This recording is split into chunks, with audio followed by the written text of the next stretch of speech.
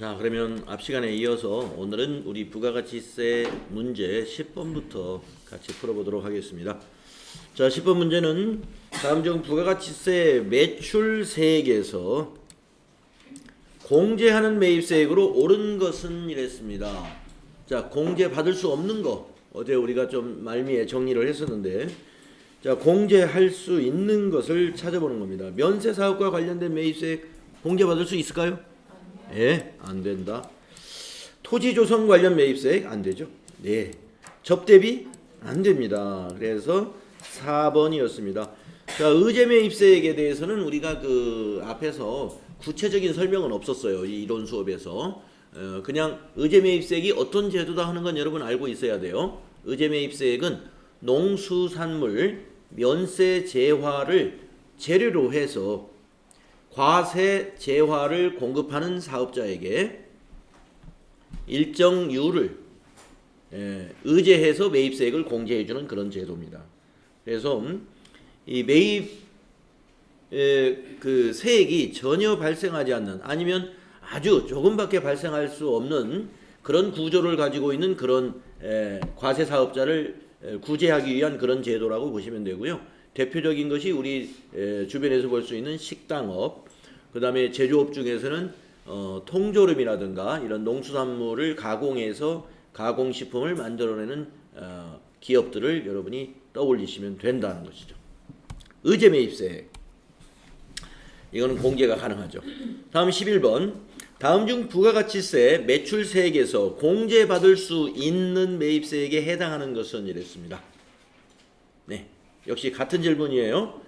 자, 사업과 직접 관련이 없는 지출에 대한 매입세액은 안 돼야 되겠죠. 접대비 안 되는 거고요. 토지 취득 및 형질 변경 안 되는 거고요. 4번은 되겠죠. 네, 화물 운송용 트럭 취득 관련 매입세액은 됩니다. 다음 12번 보겠습니다. 다음은 과세 사업자인 한공상사의 도매업의를 하는 회사랍니다. 부가가치세 매입세액 내역입니다. 이 중에서 매출세액에서 공제할 수 있는 매입세액은 얼마입니까? 매입세액은 어느 것이냐? 공제할 수 있는 것도 찾아볼까요? 업무와 관련이 없는, 안 되게 되겠죠. 창고 건물 신축과 관련된 매입세액 어떻습니까? 예, 건물이죠. 될 것 같죠? 예, 2번입니다. 토지가 아니에요. 그 다음에 3번은 왜 안 되는가 볼까요? 네, 소형 승용차라 안 됩니다. 1300cc이기 때문에 1000cc까지는 됩니다. 그 다음에 거래처 직원의 명절 선물, 이게 그 거래처 직원의 명절 선물이니까 안 되는 거고요. 만약에 우리 회사 직원의 명절 선물을 구입하면서 백화점에서 부가가치세 납부하잖아요. 그러면 공제 받을 수 있나요? 네, 복리후생비니까. 지금 여기는 거래처 직원의 명절 선물이기 때문에 접대비 성격의 지출이에요. 그래서 안 되는 겁니다. 다음 13번 가보겠습니다. 다음은 완구 제조업을 하는 사업자의 매입세액이랍니다. 다음 중 부가가치세법상 공제 가능한 매입세액은 총 얼마요? 이렇게 물었습니다. 자, 한번 따져봅시다. 9인승 승용차는, 여러분 9인승 승용차는 승용차로 분류를 안 합니다. 예, 승합차로 분류해서요. 화물차하고 같은 대우를 받아요. 네, 그래서 이거는 포함해야 돼요. 네, 포함시키고, 그 다음에 업무와 무관한 거는 안 되죠. 세 번째, 접대 관련 매입세액 역시 안 되죠. 자, 그 다음 뭡니까? 굉장히 길어요. 공급받는 자의 등록번호를 의도적으로 잘못 기재한 세금계산서 매입세액이랍니다. 이건 안 되겠죠. 네, 이게 웬만하면 부실기재 같은 것도 이제 그 매입세 공제를 해주려고 과세관청이 그 세법 개정을 통해서 많이 저기를 그 완화했습니다. 그런데 여기서는 의도적으로 했다는 거예요. 의도적으로. 실수로 해도 해줄까 말까 하는데 의도적으로 안 해줍니다. 그래서 답은 5만 원이 되겠습니다. 왜냐하면 공급받는 자의 사업자 등록번호는 우리가 세금계산서 기재사항 중에서 필요적 기재사항, 과세관청에서 굉장히 필요한 것이다 이거예요. 그러니까 필요적 기재사항은 정확히 기재해 주세요. 이런 의도입니다. 다음에 14번 보겠습니다. 세금계산서에 필요적 기재사항이 아닌 것을 찾아라. 1번입니다. 여러분 날짜 중에서 우리가 세금계산서에 기록되는 날짜가 두 가지 날짜가 있는데 위에 쓰는 게 작성일자고 밑에 여러 줄 그어져 있는 거 거기가 공급일자예요. 그래서 우리가 물론 공급일자도 작성하는 게 원칙입니다만은 필요적 기재사항 반드시 정확히 기재하는 것은 작성연월. 그래서 여기서는 필요적 기재사항이 아닌 거였으니까 공급연월이 되겠습니다. 여러분 필요적 기재사항을 한번 여기 2번에 있는 공급하는 사업자의 등록번호하고 성명하고 명칭 이거 필요적 기재사항에 해당이 됩니다. 그 다음에 세 번째 공급받는 자의 등록번호 이거 필요적 기재사항입니다. 그리고 작성연월일 이거 필요적 기재사항이에요. 자, 그 다음에 더 있는데요. 뭐가 있을까요? 공급 가액이 있고 세액 이거 두 가지 더해서 여기에 있는 내용이 필요적 기재사항이다.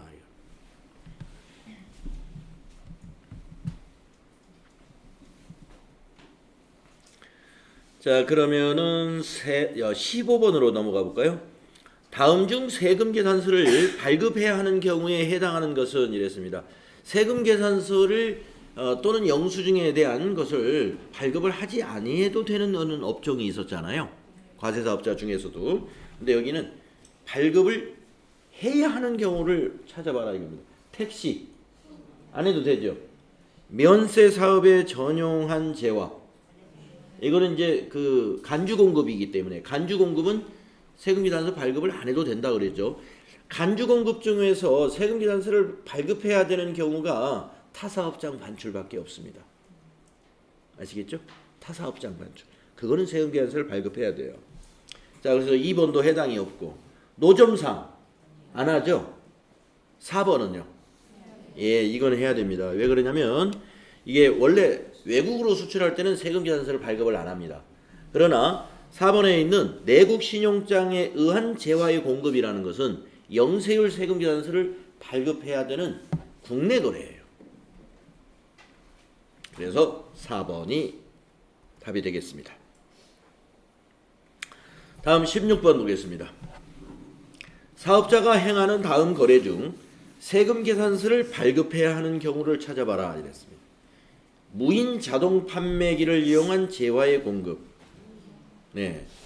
노점상 아니죠. 택시도 아닙니다. 답이 똑같네요. 4번. 내국 신용장에 의한 재화의 공급. 다음에 17번으로 가보겠습니다. 세금계산서에 대한 설명 중 가장 옳지 않은 것은 이랬습니다. 자, 옳지 않은 것을 찾아보겠습니다. 가장 옳지 않은 것. 1번 보겠습니다.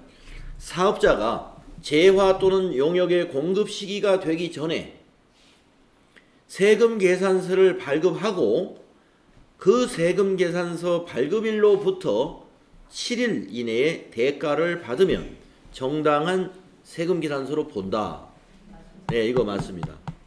그래서 세금계산서 미리 발급할 수 있는 건데 그것이 정당한 세금계산서가 되려면은 대금을 7일 내에 받아야 돼요. 발급일로부터.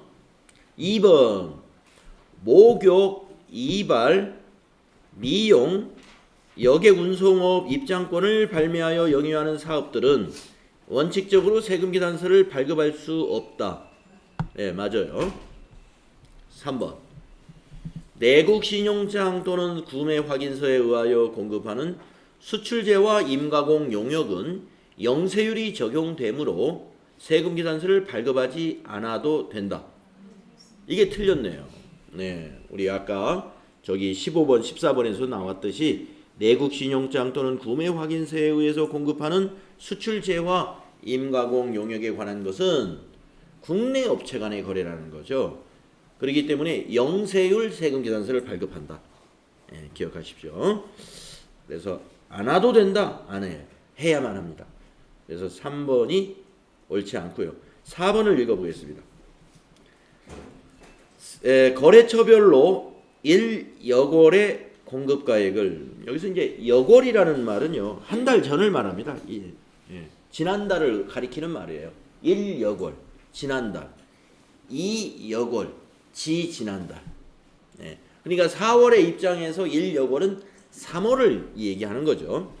자, 거래처별로 1여골의 공급가액을 합하여 해당 달의 말일을 작성 연월일로 해서 세금계산서를 발급하는 경우 다음 달 10일까지 세금계산서를 발급할 수 있다. 이것이 월합계 세금계산서 제도입니다. 자, 월합계 세금계산서 제도는 잘 알아두십시오. 한 달치를 모아서 작성일자는 그 달 말일로 씁니다. 그러니까 다음 달 10일까지 발급을 하더라도 작성일자 날짜를 지난달 말일로 해서 다음 달 10일까지 계산서 발급을 하면 돼요. 우리가 세금계산서 발급할 때 발급일자 입력할 수 있어요. 발급일자를.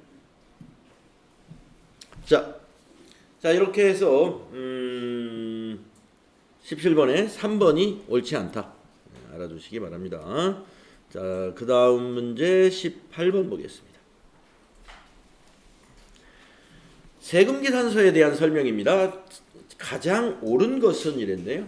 자, 1번 보면은 직전 연도의 사업장별 재화 및 용역의 공급가액의 합계액이 3억 원 이상인 법인 사업자는 당해년도 제2기 과세기간에 전자세금계산서를 의무적으로 발급해야 한다 이랬습니다. 이거 맞습니까? 예, 그렇죠. 이 법인은 묻지도 따지지 않는다 그랬죠. 법인은 무조건 전자세금계산서를 발급해야 됩니다. 의무적으로 발급해야 돼요. 그러니까 뭐 공급가액의 직전 연도의 공급가액의 합계액 이런 거 따지지 않습니다. 법인은 무조건 전자세금계산서 의무 발급 대상입니다. 그래서 1번은 틀렸어요. 자, 그럼 2번 보겠습니다. 전자세금계산서를 발급하였을 때에는 전자세금계산서 발급일이 속하는 달의 다음 달 10일까지 발급 명세를 국세청에 전송하여야 한다. 이거 너무 늦게 전송하는 거죠. 이렇게 하면 언제까지 전송한다고 그랬죠? 다음 날까지. 전자세금계산서 발급일 다음 날까지 발급해야 됩니다. 그 다음에 3번을 보겠습니다. 개인 사업자는 전자세금계산서를 발급할 수 없다. 발급할 수 있어요. 틀렸습니다. 4번 법인 사업자는 전자세금계산서 의무 발급 대상자이다. 이게 맞습니다. 그 다음에 이제 여기 이제 1번이 틀리긴 틀렸습니다만은 밑에 그런 문제가 나오나 모르겠네. 일단 나올지 안 나올지 모르니까 여러분이 이제 1번을 1번 문제가 틀렸습니다. 이게 법인이기 때문에 그런 게 나와요? 자, 그럼 19번으로 일단 넘어가겠습니다. 자, 19번. 세금계산서 및 영수증에 대한 설명 중 옳지 않은 것은 이랬네요. 옳지 않은 거 찾아봅시다. 1번. 사업자가 일반 과세자로부터 용역을 공급받고 부가가치세액이 별도로 구분되는 신용카드 매출전표 등을 발급받은 경우 매입세액을 공제할 수 있다. 맞습니까? 일반 과세자로부터 발급받은 신용카드 매출전표나 현금 영수증은 공제받을 수 있습니다. 1번 맞았어요. 근데 일반 과세자가 아닌 간이 과세자로부터 받은 거는 안 된다고 그랬죠? 그 다음에 2번을 보겠습니다. 소매업의 경우에는 공급받는 자가 세금계산서 발급을 요구하더라도 세금계산서를 발급할 수 없다. 이건 틀렸죠. 소매업의 경우에 그 공급받는 자가 세금계산서 발급을 요구하면 발급해야 된다 그랬습니다. 2번 옳지 않습니다. 그래서 답이 2번이 되겠네요. 그러면 3, 4번 읽고 가겠습니다. 간이과세자는 세금계산서를 발급할 수 없다. 맞아요. 그 다음에 4번 공급 시기가 속하는 과세기간이 끝난 후 20일 이내에 사업자 등록을 신청한 경우는 등록 신청일부터 공급 시기가 속하는 과세기간 기산일까지 역산한 기간 내의 것은 매입세 공제가 가능합니다. 예, 맞아요. 네. 그래서 내가 사업자 등록을 안 해가지고 매입세 공제를 못 받았다라는 사람은 귀를 막고 사는 사람이죠. 예, 왜냐면은 과세 기간이 끝나고 20일 이내에 신청만 하면 되는데 그 얘기를 못 들었을까요? 네, 그래서 거의 다 매입세 공제를 해주겠다 그런 취지가 되겠죠. 늦어서 너무 바빠서 내가 매입세 공제를 못 받았다 이런 사업자를 최대한 없도록 하기 위한 그런 것이 아닌가 싶어요. 다음 20번 보겠습니다. 다음 중 부가가치 세법상 전자세금계산서에 대한 설명으로 옳지 않은 것은 이랬습니다. 자, 옳지 않은 것을 찾아보겠습니다. 1번 전자세금계산서의 의무발급 개인사업자가 전자세금계산서를 의무발급하여야 하는 기간은 사업장 재화 또는 용역의 공급가액의 합계액이 3억 원 이상인 해의 다음 해 제2기 과세기간과 그 다음에 1기 과세기간으로 한다. 요거 맞은 거예요. 제가 이제 이걸 설명을 드리려고 했는데 자, 전자세금계산서 의무발급 개인사업자의 경우는 이제 전기에 공급가액의 합계액을 가지고 판단을 한단 말이에요. 그러면 개인사업자의 그 전기의 공급가액 합계액이 언제 결정이 되느냐면은 자, 쭉 읽어보겠습니다. 전자세금계산서를 의무발급해야 하는 기간은 사업장별 재화 또는 용역의 공급가액의 합계액이 3억 원 이상인 해 공급가액의 합계액이 3억 원 이상인 해라고 그랬습니다. 자, 그러면 3억 원 이상인 해가 지난해라고 한번 생각을 해볼까요?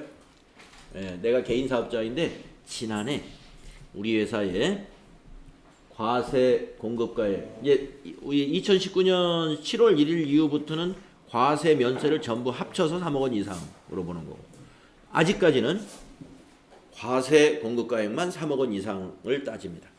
그래서 3억 원 이상이 나왔어요. 2018년도에. 그러면 왜 2019년 1월 1일부터 적용을 안 하고 이걸 한번 생각해 볼까요? 다음에 제2기 과세기간하고 그 다음에 1기. 그러니까 이 말은 2019년 7월 1일부터 그 다음에 1기 과세기간이니까 2020년 6월 30일까지가 의무 기간이다 이런 얘기거든요. 왜 1월 1일부터 안 할까요? 예, 아시네. 왜냐면 이 공급가액이 3억 원이라는 걸 확정되는 시점이 2019년 1월 25일 신고가 마무리되어 봐야 알아요. 전기 거 신고 지난해 2기 확정 신고가 당기 1월 25일 날 신고가 끝나거든요. 그렇기 때문에 이때 확정이 되니까 그 다음에 1기 과세기간부터 적용할 수가 없는 거예요. 구조적으로. 신고 기간이 그렇게 되어 있기 때문에. 그래서 다음에 2기부터 그 다음에 1기까지 1년간 의무 발급 기간이 되는 것입니다.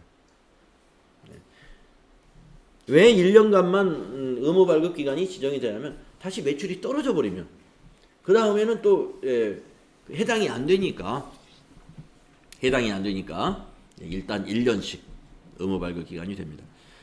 근데 제가 보기에는 한번 이거 전자세금기관서를 사용을 해 보면은 그 다음부터 종이로 쓰고 싶은 생각이 아마 없어질 거예요. 예. 불편한 점이 한두 가지가 아닙니다. 종이는 보관해야 된다는 부담이 일단 생기잖아요. 어디로 없어질까봐. 네, 보관해야 된다는 부담이 생기기 때문에 다시 돌아가고 싶은 사람은 없을 거예요. 자, 1번 왜 2기부터 적용되는지를 여러분이 이해하시라 이런 얘기입니다. 1번 맞았습니다. 다음 2번 보겠습니다. 전자세금계산서 의무발급 대상자는 재화 또는 용역의 공급일이 속하는 달의 다음 달 10일까지 전자세금계산서를 발급할 수 있다. 맞습니까? 네.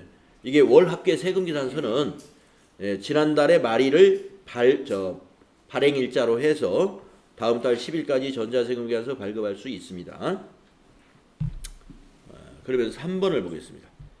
전자세금계산서를 발급한 후 발급일의 다음 날이 지난 후 공급 시기가 속하는 과세기간 말에 다음 달 11일까지 발급 명세를 국세청에 전송한 경우 그 전송가액의 0.1%에 해당하는 가산세가 부과된다. 이게 아직 우리 가산세에 대해서는 앞에서 안 배웠거든요. 예. 요 가산세가요. 이게 이제 미전송이 아니라 지연전송에 해당이 돼요. 지연전송. 자, 세금계산서의 정상적인 국세청 전송은 발급일 다음 날까지 전송하는 것이죠. 예. 그런데 다음 날이 지나고 그 과세기간에 그 공급 시기가 속하는 과세기간에 끝난 다음 달 11일까지만 전송하면 지연전송에 해당이 됩니다. 그러면 과세기간이 끝난 그 다음 달 11일이 더 지나버리면 뭐냐? 미전송에 해당이 됩니다. 그래서 자, 지연전송은요 2018년도까지는 0.5%였는데 0.3%로 인하했습니다. 올해부터 0.3%로 0.1%가 아니라 0.3%. 그 다음에 지연전송은 그렇고요. 이제 미전송 아까 여기 이 안에 전송하지 않으면 이제 미전송인데 미전송은 2019년도부터 0.5%로 옛날에 미전송은 1%였어요. 2018년도까지 1% 그런데 반으로 내려줬습니다. 0.5%. 그래서 이 그 가산세가 부가가치세 가산세들이 올해 요 두 가지가 인하가 되는. 그래서 0.1이 아니라 0.3이기 때문에 3번이 옳지 않습니다. 자, 그 다음에 4번을 보겠습니다. 전자세금계산서의 발급 및 수취는 전산설비 및 시스템에서 확인 가능하다. 네, 그렇습니다. 자, 이렇게 해서 우리가 이제 부가가치세 이론을 아주 잘 마쳤습니다. 네, 그래서 앞 시간에서 말씀드린 바와 같이 우리가 이제 FAT 1급을 취득하기 위한 이론 수업은 재무회계 이론과 부가가치세 이론 여기가 다입니다. 그래서 시험 출제는 이론에서 재무회계 이론 10문제, 부가가치세 이론은 5문제가 출제가 됩니다. 네. 그래서 이 15문제를 다 여러분이 다 맞추시면은 30점을 얻게 됩니다. 그러면 여러분 100점 만점에서 내가 이론 공부 잘해서 이론 시험 잘 봐가지고 30점을 맞아 놓으면 실기가 70점 배점인데 그 70점 배점 중에서 40점만 맞으면 30점을 실수해도 합격이 나오는 거예요. 이론 문제 뭐 15개 다 맞추긴 어려울 수가 있어요. 왜냐하면 예상치 못한 문제가 회차마다 한두 개씩 나올 우려가 있습니다. 그래서 한두 개는 뭐 내가 틀릴 수 있다 하시고 13개 맞으면 100점 맞은 사람이나 마찬가지예요. 예, 그리고 13개 못 맞아도 합격하는데 아무 문제 없습니다. 제가 보니까 7, 8개 맞은 사람도 합격한 사람을 봤어요. 불안하게 합격을 합니다. 7, 8개 맞으신 분은. 예. 좀 안전하게 합격하는 분들 보면은 이론에서 10개 정도는 맞춥니다. 10개. 그러니까 이론에서 20점을 따고 가는 거예요. 예. 실기를 나는 잘할 텐데 실기를 하다 보면 실기에서도 우리가 시간 내에 해야 되잖아요. 우리가 쫓기고 그러면 아는 것도 실수할 수가 있는 거예요. 실기 다 맞추는 사람 아주 독한 사람 아니면 없습니다. 네. 여러분이 만약 이론에서요 계산 문제 복잡하게 나오잖아요. 네. 그런 거는 그러니까 시간을 잡고 있을 바에는 차라리 이렇게 넘겨버리는 게 나을 수도 있는. 그렇죠. 이론이든 실기든 지금 질문하신 대로 어려운 문제를 가지고 매달릴 필요가 없습니다. 예. 그거는 뒤로 미루는 거예요. 이거 복잡해 보여? 뒤로. 간단하고 눈에 딱 들어오는 것부터 빨리빨리 푸는 겁니다. 순서가 필요 없어요. 이 시험은. 예. 앞에서부터 풀어야 뒤에 어떤 결론이 맞는 거 아니냐. 원래 회계 처리는 그렇게 가는 게 맞죠. 일반 전표 입력하고 결산하고 이렇게 해야 맞는 건데 시험 문제를 그렇지 않아도 맞도록 문제를 내놨기 때문에 해결하는 순서는 관계가 없습니다. 네. 자, 그래서 우리가 이제 드디어 이론을 마쳤습니다.